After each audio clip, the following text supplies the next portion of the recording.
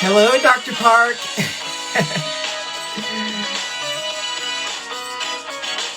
Yay, my first guest, my only guest, she's on, Dr. Ina Park. I'm so excited.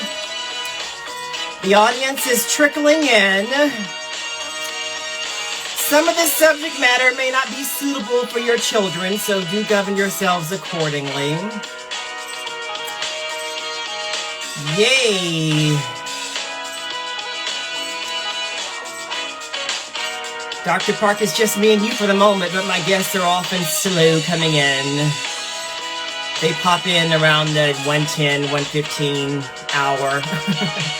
It's a big replay audience, so no doubt.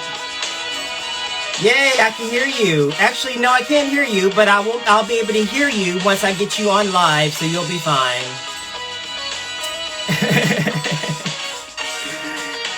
So once you're on live, the audio will be fine.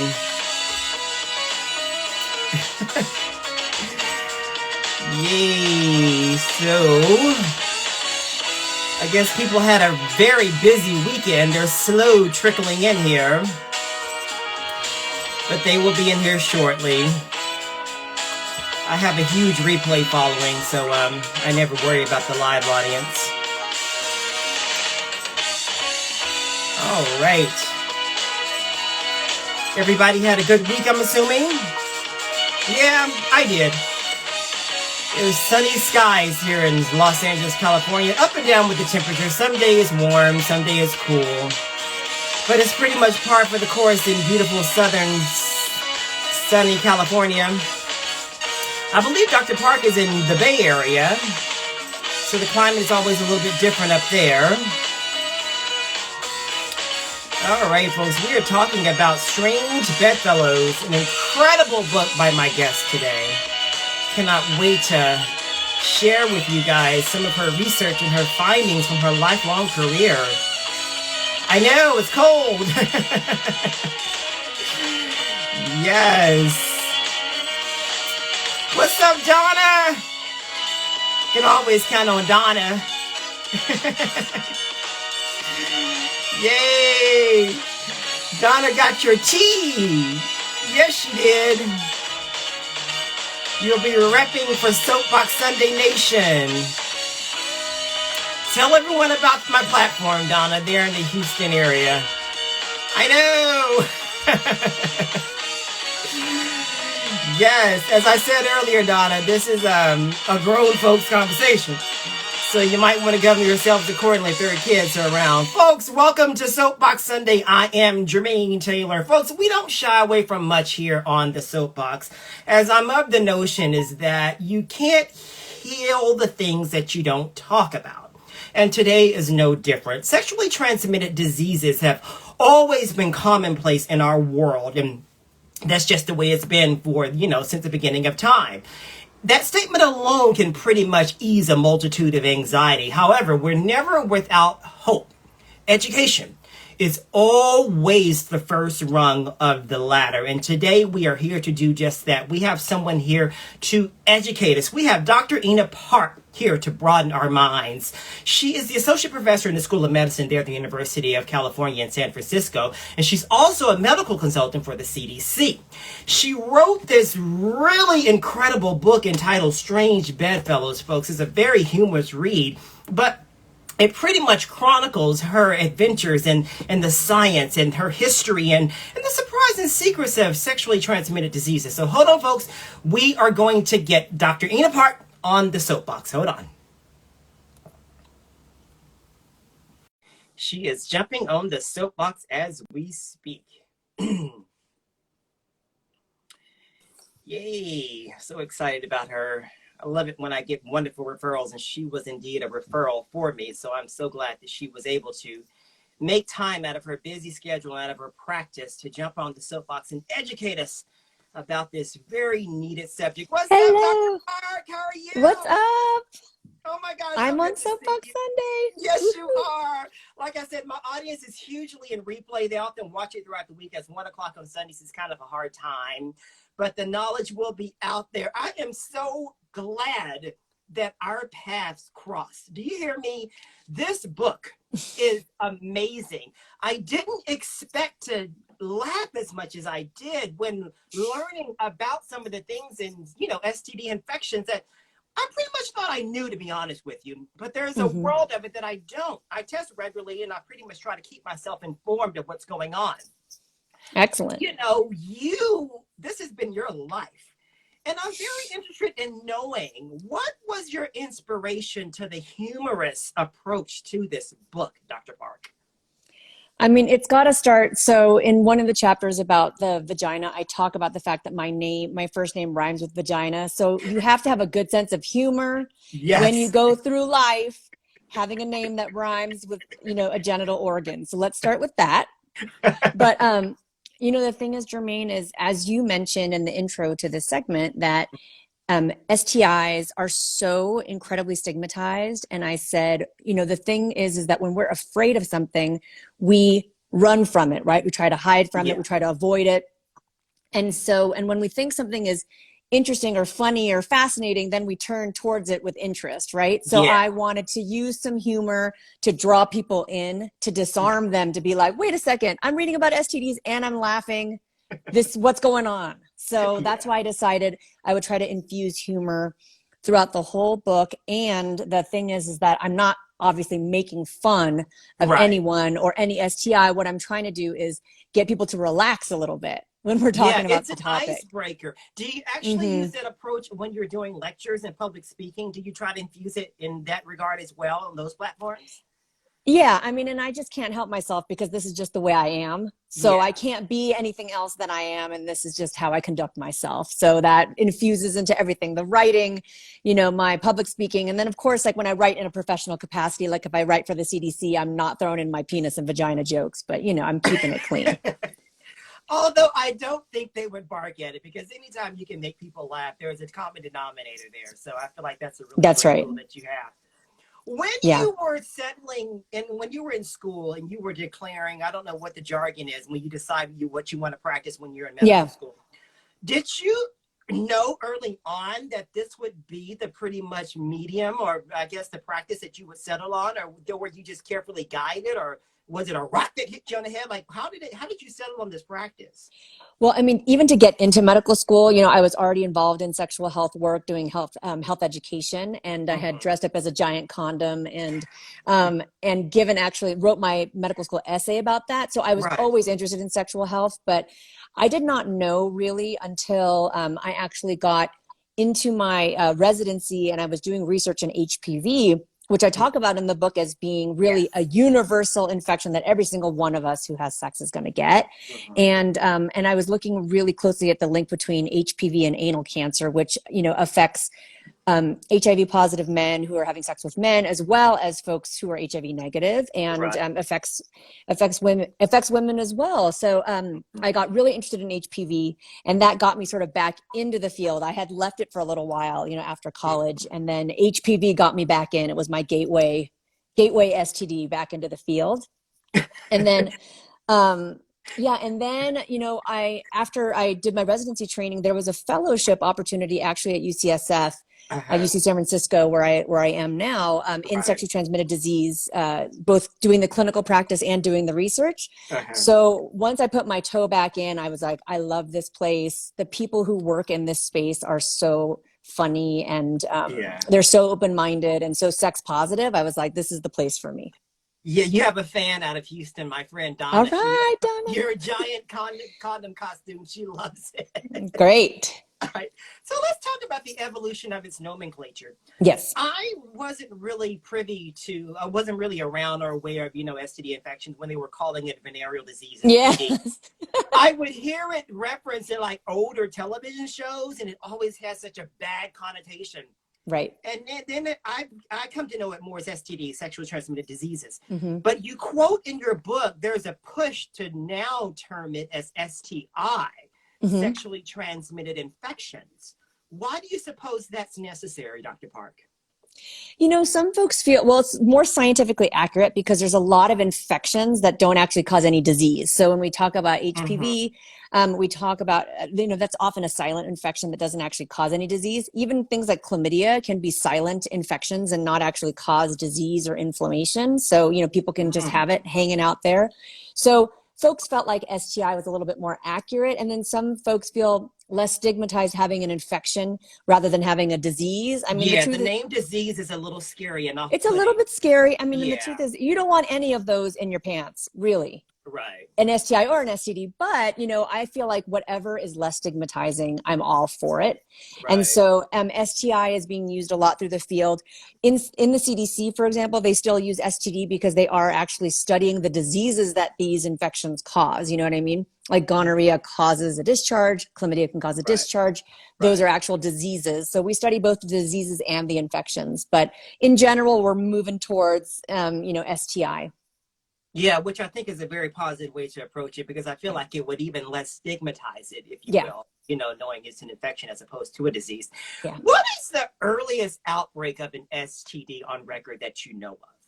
That I know of is in the 1500s, there was a syphilis outbreak actually that spread through Europe. And in much the same way that COVID sort of ripped through our population because no one had any immunity to it, the same thing happened in Europe with syphilis, where it went so crazy that they actually had to create in Italy, for example, an entire other hospital system, separate hospital system just for syphilis, if you can believe that. Are you And serious? yes, they had a whole hospital system for folks because it was incurable, right? So they had the hospital for the incurables essentially, and it was horrible. I mean, I just barely touch on that, the descriptions of what happened to people, because I did not want to go there and scare people, Sure, yeah. but it was really intense. And now none of that really happens because we have effective treatment. We have penicillin, Right. which has been Yeah. around since, the 40s, and it still works great. No Was there antibiotic an resistance. idea as to what caused that outbreak in the 1500s, or they were just like left in the dark wondering, how did this happen? Did they have any idea as to how it all evolved? Oh, everyone blames each other. That's the thing Yeah, I write about, is actually that's every today. country, every country blames the other country. I mean, it's really Yeah. similar to what's going on right now, although, Mhm. with the focus of like COVID, for example, being on China, but, some Right. folks, people, blamed it on Columbus, folks Mhm. blamed it on the French, blamed it on the Polish. It's like, we really don't exactly know Right. where it came from, but, my bets are on Columbus, although they think actually that it came even before then. So we Mhm. don't really know, um, but we do know that it began in Europe, and Italy was one of the worst hit countries, and for the very first, and France, the very first part of the epidemic. Let's talk about the stigma before we get into the Yes. really the meat of it. We all love to have sex. We just do. Yes. I mean, it's just a part of who, it's how we procreate. But when things happen, Creation, not just that you don't procreation. plan and you get Right. exactly, we do. Where does the stigma come from? Is it, and I hate to blame it because we blame so much on the religious culture, Mm-hmm. but do they have a lot in fostering the stigma behind being infected with a sexually transmitted, disease, or what do you think? I mean, I think there's a lot that plays into it. Yes. I mean, folks have thought of STIs as punishment, you know what I mean, for being a Mm-hmm, quote unquote promiscuous person. And the only mm-hmm, acceptable way to have sex was one man, one woman for life, right? So mm-hmm. anything outside of there, an STI was a punishment. And now we know, of course, that even if you have only one partner, if that Yeah, partner ever had another partner, you can get an STI. It doesn't matter how many yeah. partners you have. So I do think that, Mm-hmm, our sort of Christian roots as a country do play into our view towards STIs as sort of a mm-hmm. punishment, but as we know, or a consequence of bad behavior. But we know actually that STIs are actually just a consequence of being a sexually active person. And literally every person is going to get one at some point during their sexual Yeah. lives. So we should get used to it. And that's why I'm trying to normalize it and hopefully destigmatize it by doing that. Is there one that's easier to catch than others? Because the first one I had ever heard of was herpes. And Mm-hmm. my first encounter with herpes was someone had a cold sore. Yeah. And then it said it was, one of the byproducts of having herpes. And that's what Yeah. I pretty much thought that herpes was. I just thought it was a Right. cold sore. Can herpes actually be passed on genetically? Like, can you be born with it or born with somewhat of a predisposition to have it? Or is it something that you always have to come in contact with in order to be infected with? You always have to come in contact with it, but I will say that things like, we know that HIV, for example, can be transmitted from mother to child. Same with herpes, it can be transmitted from mother to child, and same with Right. syphilis. So, Okay. so there are STIs that you can be born with because you contracted it, from from during birth, for example, during the birth process. But no, you have to come into contact with the virus either sexually or in the case of, HSV1, which causes cold sores, you could share, a cup or, Exactly. take a bite from someone's spoon or whatever, and that'll do it. So, it doesn't even have to be a sexual act, but obviously, folks that are kissing, when someone, gives oral sex to somebody, they can actually pass the HSV1 virus from their mouth to the person's genitals, for example. But it's not something that you can just sort of be born more likely or genetically more likely to catch. We're all equally genetically likely to catch it. It's just a matter of if we happen to bump into it, and not all of us are going to get symptoms. Actually, most of us will have asymptomatic infections. Right. In layman's terms, tell us what herpes is, because when I was bandying about this topic with different people, they all knew what they were. They all knew the names of them, but they didn't know exactly what each infection was. Namely, they didn't know what herpes was. They just knew that it was a sexually transmitted disease. So in layman's terms, what exactly is herpes? Right. So it is a virus that is actually transmitted through, skin to skin contact, like through breaks in the skin.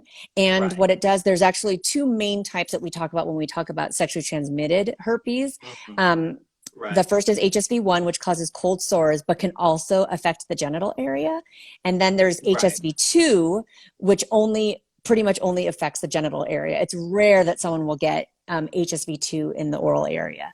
But it's a virus that actually, comes in through a little break in the skin, and it goes into hiding immediately. It actually travels along your nerves, and it actually hangs out silently in your spinal cord. And then if you get stressed, or, for folks with oral herpes, they get exposed to the sun, your body gets run down, then actually the virus will travel back along the nerves from the spinal cord back to the skin surface, and then cause maybe a little bit of an ulcer or a little outbreak of a rash. Now, because it can creep into your body and not show any signs, is that the reason why there's a lot of false positives when diagnosing herpes? That's not the reason there's a lot of false positives, but that's the reason why there's a lot of infections out there, because most people are walking around and don't have any idea that they have the virus. The false positives with that test, it's just, some tests, we want them to pick up all the infections, but this particular test is actually picking up a lot of antibodies that aren't actually signaling a true infection, unfortunately. And one of the things I talk about in the book is like The Bachelor, for example. They screen all of the bachelorettes for herpes with a test that gives actually lots of false positives. And I want folks to know out there that the test that we have most commonly available as a blood test is, unfortunately, when it gives you a low positive result, actually almost half the time is false positive, which is different than HIV, for example, Jermaine, where HIV very, very rarely gives a false positive test. But with herpes, it can be false positive. So if you get a positive test, it's good to ask your doc for a confirmation to make sure that it's a true positive. Is it really a such thing as a mild, case of having herpes? Is that really true? Can you just have a mild case of it, and can it be contained? Is that really true, or do people just say that because they don't show a lot of signs of it? What is the right way to frame that particular person's infection? Yeah, I want people to think about it as you either have it or you don't have it. And then some people will have almost no symptoms or very mild symptoms. But you either have the virus or you don't. And so, so you can have those very mild cases. And some people, as I mentioned, have the virus and no symptoms. And then, of course, there are some folks who really struggle and have very severe symptoms. So it runs the entire range, in the same way we're all now used to infectious diseases because of COVID. It runs the same range of some people have nothing and some people have severe disease. And then there's everything in between. Really? Wow, Hmm. this is such a fascinating conversation. Folks, we're talking about the book Strange Bedfellows, Dr. Ina Park's book, The Adventures in Science History and the Surprising Secrets that she's discovered in sexually transmitted diseases. Now, still on the topic of herpes, um, are you, if you have this mild, let's say you have this mild case where you don't show a Yeah. lot of symptoms, Hmm. what is that person's quality of life like? Are they just pretty much susceptible to like any sort of provocation that they just can't, pretty much, get out the way of? Like you mentioned, the sun can possibly, instigate an outbreak. Yeah. Yeah, I Like can on the what is their face. quality of life like if you have this particular mild case, but you have to make sure that your surroundings don't, instigate an outbreak? Like how do they live? Are they on medication? Like what is their quality of life like? Yeah, I mean, quality of life is fantastic. I mean, you can Mm-hmm. take suppressive medications that Mm-hmm. work really well. And actually, Right. many people only have symptoms for a few years. And then it Mm-hmm. sort of burns out in a sense where you either have such mild symptoms or you have, very infrequent symptoms. So, Mm-hmm. what I say to folks is I say, your sex life is going to go back to where it was, but you do now need to have these conversations about disclosure, to let people know, hey, Yeah. I'm living with this virus. I'm doing everything I can to control it. And, what I say to folks is that if someone discloses to you that they are living with HSV and they're taking suppressive medication, they are doing everything they possibly can really to prevent transmission.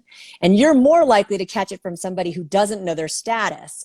You know what I mean? Who's walking Mm-hmm. around shedding virus, unaware that they even have the diagnosis. And so I think for the people who actually have the diagnosis and are taking medication, I tell folks, go ahead and don't be afraid to have sex and with folks who are living with herpes, because they are doing everything they can to control the infection, and you are not likely to catch it from them if they're taking their medication daily.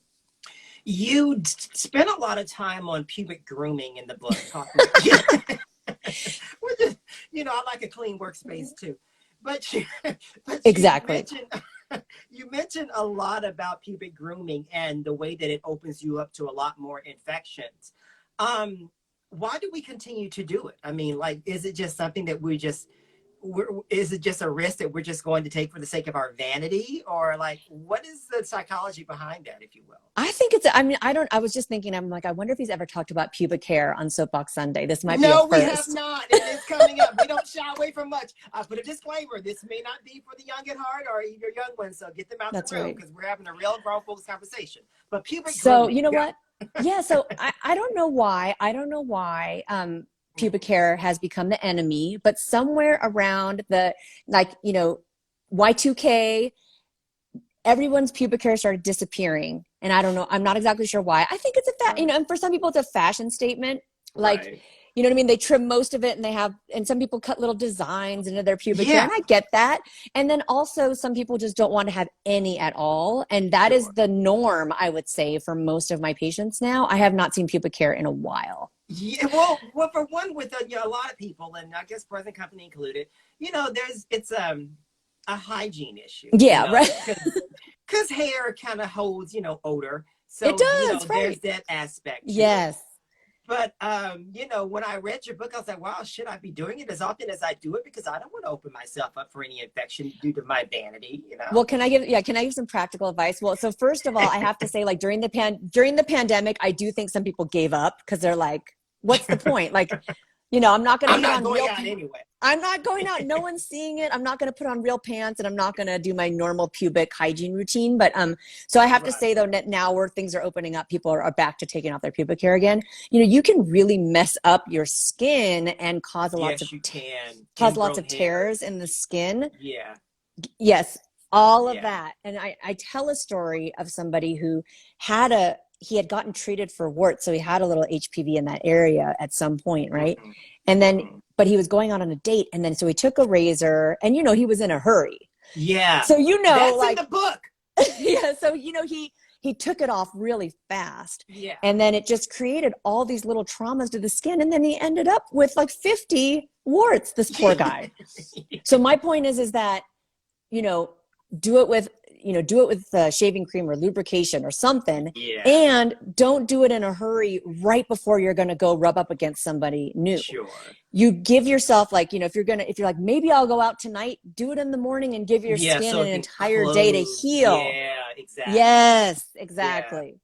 Okay, that makes a lot of sense. All right, so I'm not so opposed to doing it now. Okay, I got it. Oh no, you know what? It's a fashion statement. It's a personal preference, and I say go for it. But I don't want people making an STI worse or increasing their risk of catching something by doing it in a hurry. And then there's all these visits to the emergency room that I talk about as well. People get into trouble. You know what I mean? Because you can't see well unless you're very flexible. You're not seeing well down there when you're doing it either. I have a system, Dr. Park. I promise. Okay, good. Good. So that'll be another Soapbox Sunday. I know. So you mentioned the whole Theravax study, and I feel like, and I don't know if this is just my conclusion that I've drawn, but is there a cure out there for herpes and they just don't want us to know due to the capitalization of having different infections and diseases? Or if there were, would you already be privy to it? Do you actually think there is a cure for this thing? I don't think, not yet, but I have to say, it's interesting because this vaccine, the person who developed this vaccine that you're talking about, and there's a story about it in the book, he was actually dying of cancer at the time that he was trying to test it. And so he cut a bunch of corners and was actually giving this,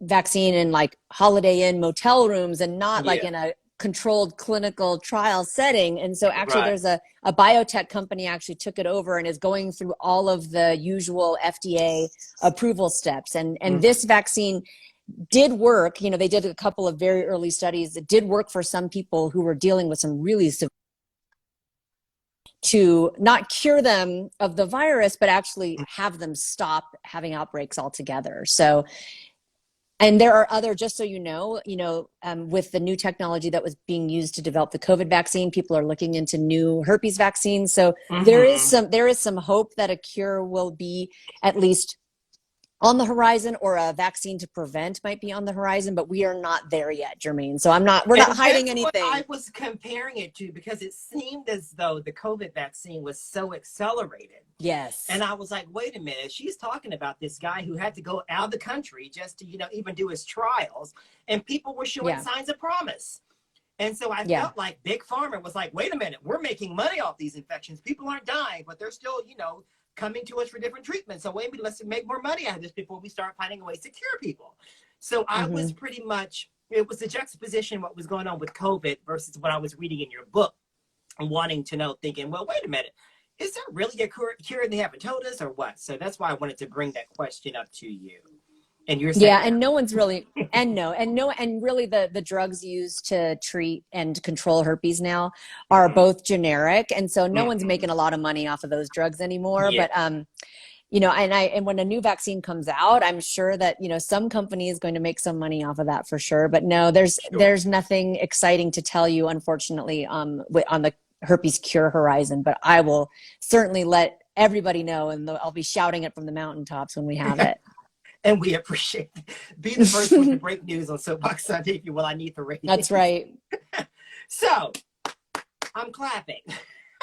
Why do we call gonorrhea the clap? Well, one of the stories, there's a couple of stories, but one of them that has, that I put in the book was that someone used to take someone who was suffering from gonorrhea and they had some stuff coming out of their penis. They would take the penis and take two books and then clap the penis in between the two books to try to, I don't mean to laugh, but try to see if that would eliminate it, which is just horrible. And then there's also the sex workers in Paris who used to host their, clients inside of these huts called Les Clapiers. So there's a few theories for why it's called the clap, but, it's funny because I don't hear that term used so much anymore. I feel like it's a term that's sort of in my generation. Yes, exactly. It's an old folks term. It's not my younger patients aren't calling it the clap anymore. I don't think they'd be like, what are you talking about? Right. So what exactly is gonorrhea? What is it? So it's a bacterial infection, and it actually, Okay. can actually infect the throat. It can infect the rectal area, and then of course it can infect the cervix. And so it causes like a ton of inflammation. It causes, and then usually it causes a discharge, and it can Right. unfortunately creep up into for folks who have a uterus and a cervix. It can actually creep up into the reproductive organs and cause a lot of damage and scarring and things like that. So are All walking right. So we're around and having don't some realize that they audio have it. issues. So it's, Here. oh, okay. All You're right. You having there? audio I think, okay, issues, now you're Jermaine? settled.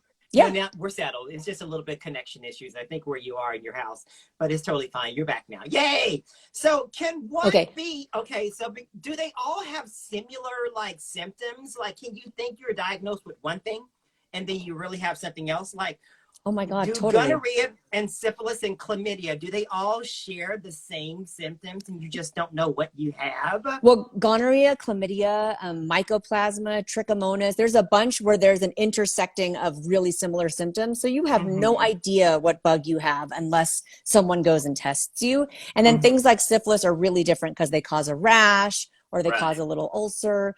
So that can overlap a little bit with herpes. So unfortunately, I've answered questions, for example, on Reddit before, where people are trying to diagnose themselves based Right. on their symptoms, and for the most part, it's really hard to do because there's so much overlap with different bacteria and viruses that can cause similar symptoms, which is why it's good to go in and get tested. Wow, boy, this is fascinating. Jesus Christ, folks, go get tested. Please do, just for your own Yeah, mental yeah. sanity. But Uh, Go ahead. oh, I was going to say, but please also keep having sex. Like, I don't want people Oh to no, stop no, having no. Yeah, sex. yeah. Don't stop living, but live responsibly. Right, that's right, exactly. Okay, so back. You mentioned there were peak times for transmission during, for women and for men. What are some of those peak times for women specifically that they would be more susceptible to catching an STD? You mean sort of peak times of life? Yeah, well, because you mentioned like in menstruation, her body is a lot more receptive to infections. And is there like any other time that women should pretty much refrain to be a little bit more cautious in her body, in the, as the way her body moves in space throughout each month? Or is Yeah, it just a case by case thing? one of the things that I talked about is just that when women go through sort of menstrual cycles, Mm-hmm. they're like the microbiome, like all the different bacteria that normally live in the vagina, become sort of more vulnerable. So it's not necessarily a time that you're more likely to catch an STI. Although Mm-hmm. if you are, for example, if you have like bloodborne infections such as HIV, or hepatitis C or something like that, when you're menstruating would be a time that you could transmit it more, easily. But there isn't anything, I'm thinking about for women. You can pretty much catch an STI anytime. And the same Mm-hmm. goes for men and obviously, for trans folks as well. So it's not like there's a particularly vulnerable time where you should say, I should avoid sex at that moment. Do you know what I mean? Sure. It's nothing like that. Because there primarily are bacterial infections, is it a cleanliness issue? Like if I do the right things, eat the right foods to make sure that my body is purging itself of things, can I Right. mitigate it that way? Or is it just, it's going to happen if it's going to, I mean, is there anything that I can do in the way that I'm living and keep having sex that would decrease my chances of becoming infected? No, or yeah. I mean, not really, other than barriers. I mean, I wish there was Okay. something like, if I went on I don't know, a vegan or gluten-free diet or whatever, like if I could Mm-hmm. really optimize my health in other ways. I mean, it's good to do that anyway, right? But what I'm Right. talking about from an STI perspective, it does not make you more immune or less vulnerable, unfortunately, to catching an STI. The only thing that really works for that is barriers. We have the internal condom, which we used to call the female condom, but that can also be Sure. worn, inside the bottom as well for anal Right. sex. And then we also had the traditional condom, that goes over the penis. And Mm-hmm. so those are the things that we have right now to protect. And then of course we can get tested. And then we're also looking at possibly vaccines. You know what I mean? We have vaccines against HPV that work super, super well. And then we're Right. in clinical trials right now for both herpes vaccines and gonorrhea vaccines. So there may be more on the horizon that we can Yeah. offer in terms of No doubt. protection. When the AIDS epidemic hit in the late 70s, early 80s, the primary focuses was how did it get here? How can we fix it? How can we move past it once people recognized that it was an issue? Did that pretty much put a pause on people wanting to know more about, sexually transmitted diseases, SANS, AIDS? Did that kind of like take a back seat during that time or no? I mean, I think STIs were raging, in the late 70s and early 80s. And I think right now, like when we talk about health departments, for example, in the early 80s, I think a lot of the focus as the epidemic was growing and people were dying, I think people did turn their attention, you know what I mean, towards HIV AIDS. And then the fear of other STIs probably went down a little bit, but, and they never went away. I mean, when HIV AIDS though, and the fear of HIV AIDS really hit its peak, people did stop having, as many partners. They did wear barriers more often. We closed things like bathhouses and others, public spaces where folks were meeting to hook up, for example. And so for a while, we did have a decline in a really steep decline in STIs, including syphilis. We almost eliminated syphilis from this country in 1999 and 2000. Right. But now that we've had the rise of the internet and dating apps and HIV PrEP, which we could talk about, we are seeing great interest. Yeah, we're seeing great interest in from both health departments as well as the general public, I think, in STIs, because they've made a huge resurgence. And last year was the greatest number of STIs ever reported to the CDC on record. Really? Yes. Wow. Are millennials, are they showing a greater reception to being aware of these things that are going on? Because there's such a lackadaisical demographic. It's like they really don't care about anything. But when it comes to, STIs or STDs, are they showing a lot more responsibility, or is it just something that they just pretty much par for the course with everything else they think about?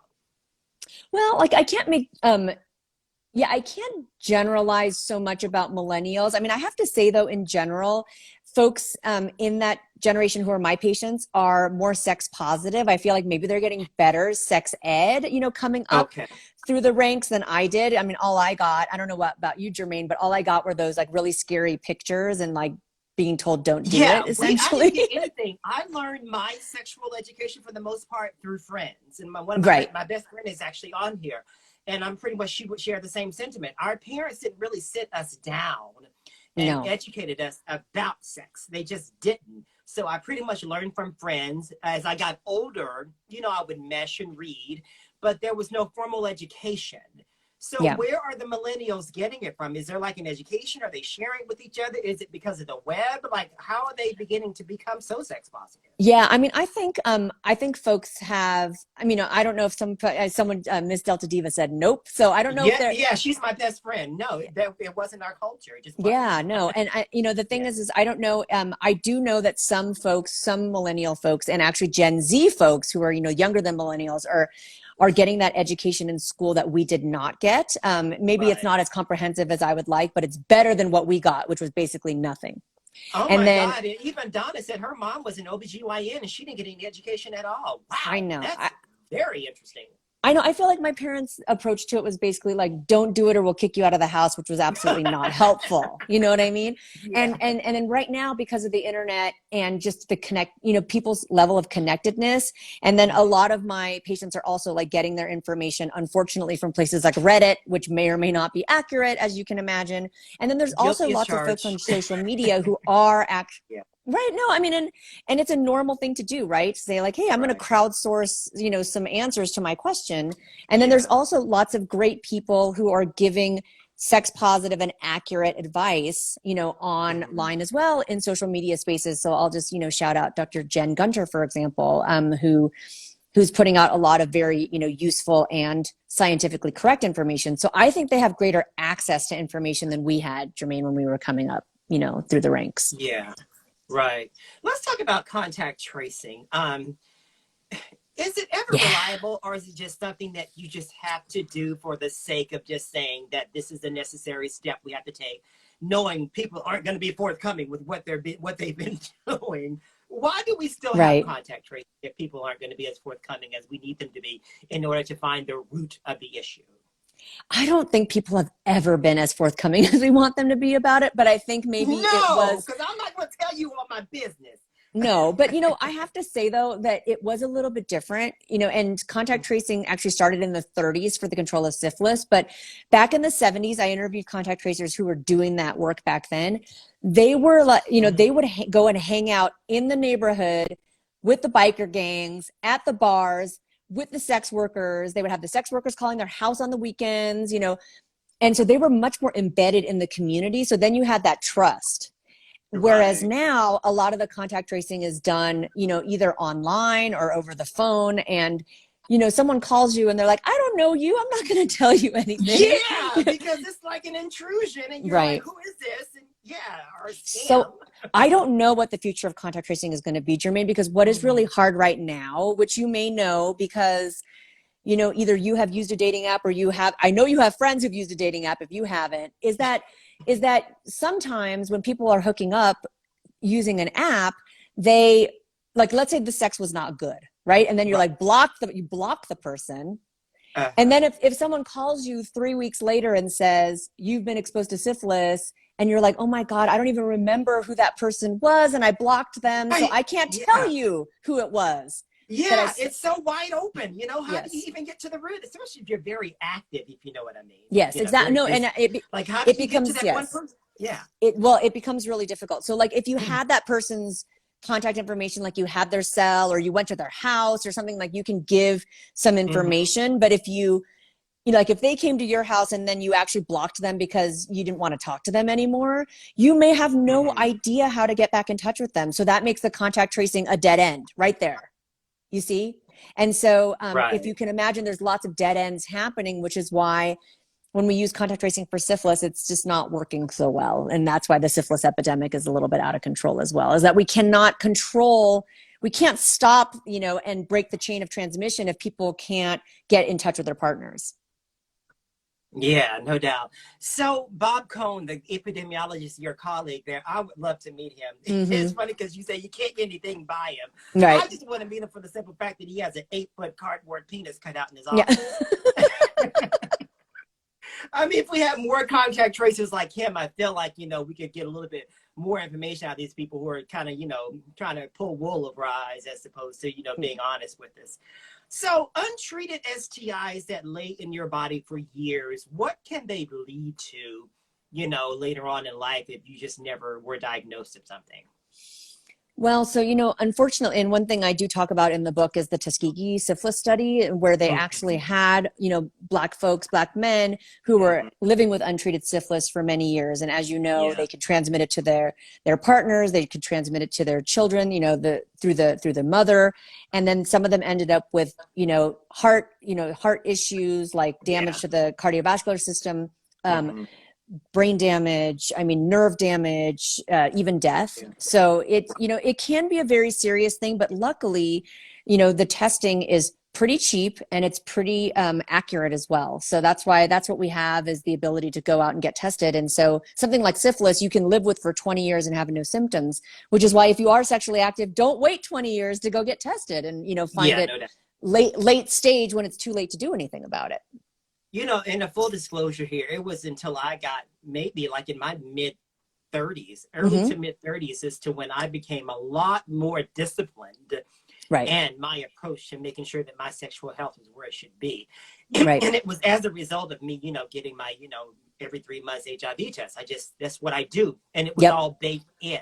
So now it's just a part of my psyche, but that's not the story for a lot of people because a lot of people just don't want to know. That's right. And that's when we come back to the stigma about this is that when you're feeling stigmatized or you feel like you're going to be judged for if you are positive for something is that you avoid, knowing, but now you have put it into your routine. Exactly. And it's not a big deal to you anymore. And that is where I would love everyone to get to where you are to say like, I go to the dentist every 6 months. I get my STI testing every 6 months. It's the same thing. Yeah.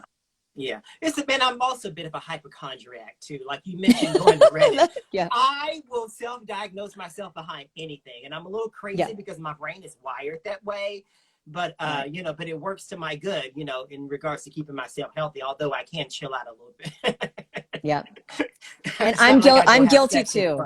And I'm guilty of the same where I'm like, something's wrong with me. And of course, yeah. Oh, I'm feeling a little tickle. What's going on here? There's a tickle. I didn't have that yesterday, and I just slept with someone. There's a tickle.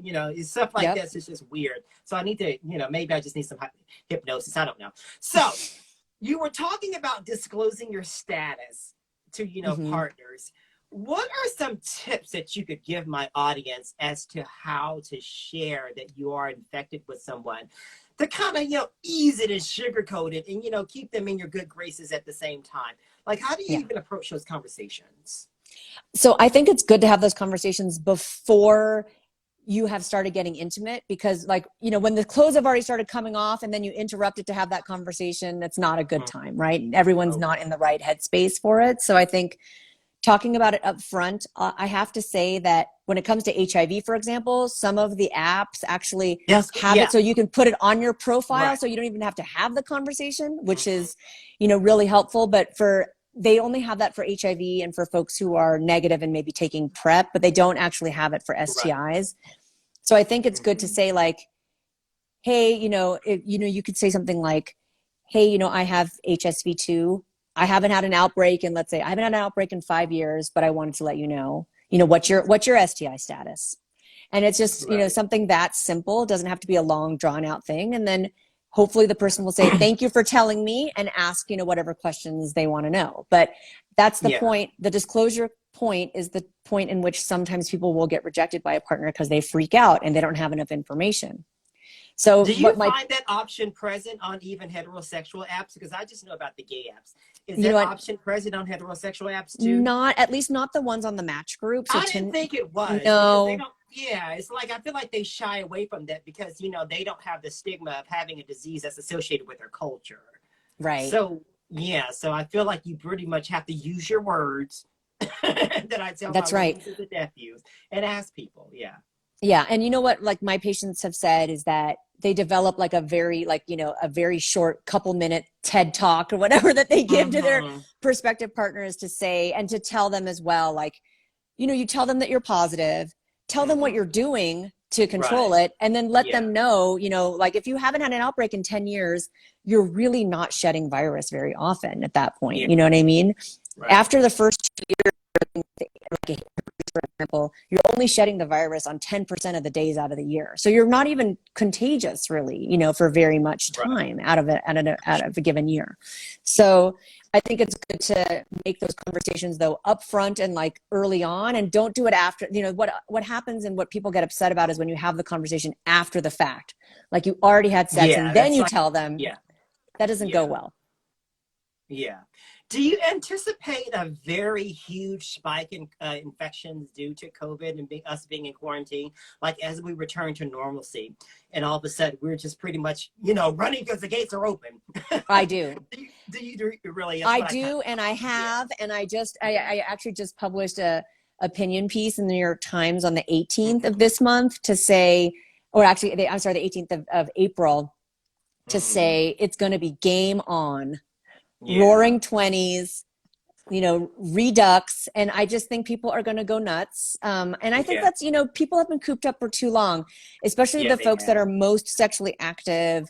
That age demographic, people have been cooped up, back in their childhood rooms in their parents' basement and not interacting with people. And I don't think that just because you wore a mask that you are going to necessarily wear a condom. I don't think that translates always, and I'm even glad people who were I'm glad you brought that up because within the gay culture, and I keep speaking from the gay culture, it's my point of view, that's my of course that's where I come from. That's your jam. It's my jam. They don't always wear a condom. Why? Because they're on this thing called PrEP, Descovy, Truvada. That's just one. Can you please speak to the necessary,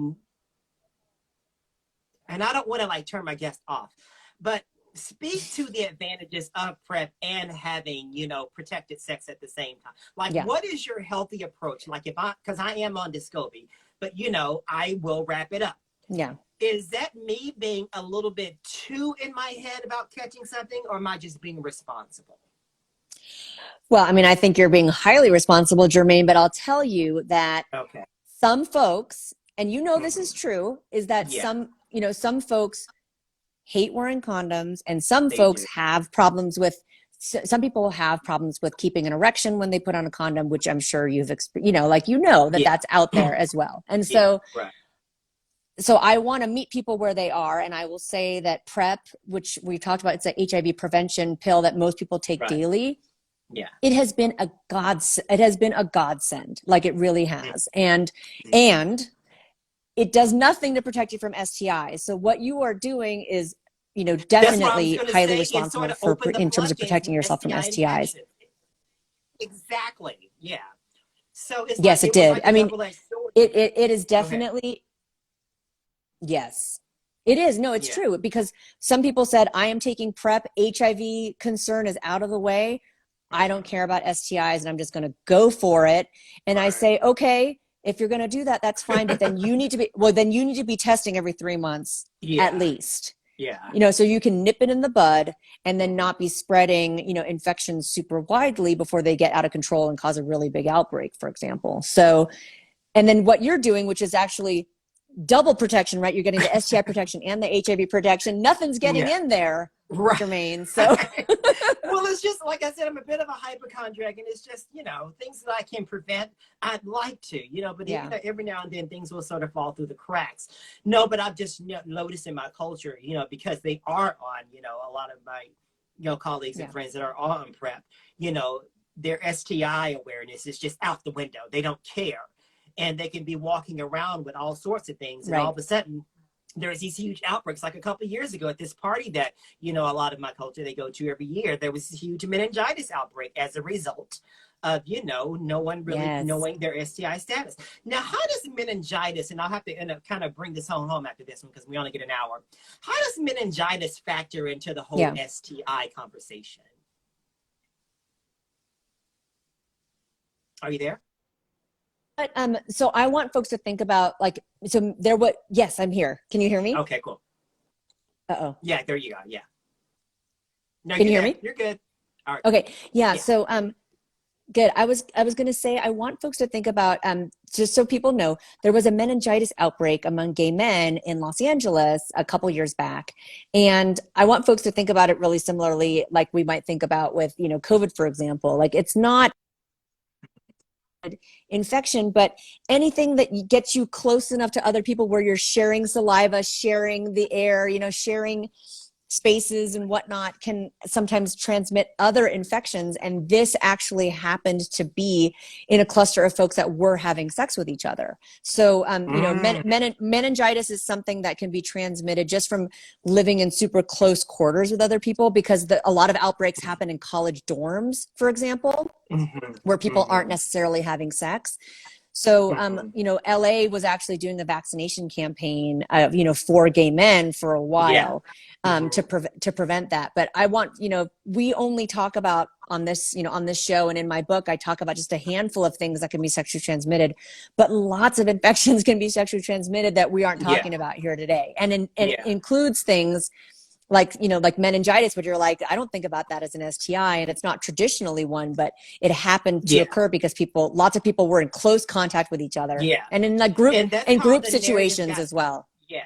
Yeah. And that's how the narrative got muddied because people all of a sudden thinking, well, it's meningitis, a sexually transmitted disease. Like, Right. no, not it's still, I mean, it stands alone, but you can still contract it through a sexual act as you can with a lot of other things. Exactly. So, yeah. Yeah. I'm Well, glad you clarified and can that. I say one thing as well, that the Go ahead. bacteria that causes it can live in your throat. So if you were to give, like, if I had it in my throat and then I gave oral sex, to like a cisgender guy, for example, like, he could actually get a meningitis infection in the penis as well. So it can be sexually transmitted because it can go from the throat to the penis. I know. Folks, this has been a very healthy conversation with Dr. Tina Park of the CDC. I swear to God, folks, run out and get this book, Strange Bedfellows. It's a very humorous read, folks. Not only is she educating you, but she's making you laugh, and you won't even realize that you're gaining such a wealth of knowledge that would just give you peace of mind. Where can this book be purchased, Dr. Park? It is everywhere that books are sold. So you want to support your local independent bookstore, then bookshop.org, Amazon, Barnes and Noble. It's It's everywhere. And yeah, Donna's like, that's why colleges require meningitis vaccine. Exactly, Donna. Right. That's exactly right. Exactly. So Donna anyways, yeah, is you a can get the friend book to the anywhere. soapbox. Yay. Dr. Park, thank you so much for jumping Yay. on the soapbox. You have helped me so much, and you have helped my audience. And I wish you nothing but the best and much success with this book right here. Thank you so much for jumping on today. You have a good night. Thanks, Bye-bye. Jermaine, for having me. All right. Bye. Folks, that was Dr. Ina Park, medical consultant for the CDC, associate professor in the School of Medicine at the University of California in San Francisco. Thank you so much for watching Soapbox Sunday. We'll be back in 2 weeks. We're going to take a week off for Mother's Day, and then we'll be back the week after that with something more exciting and informative. Folks, bye-bye, and have a great week. Bye-bye.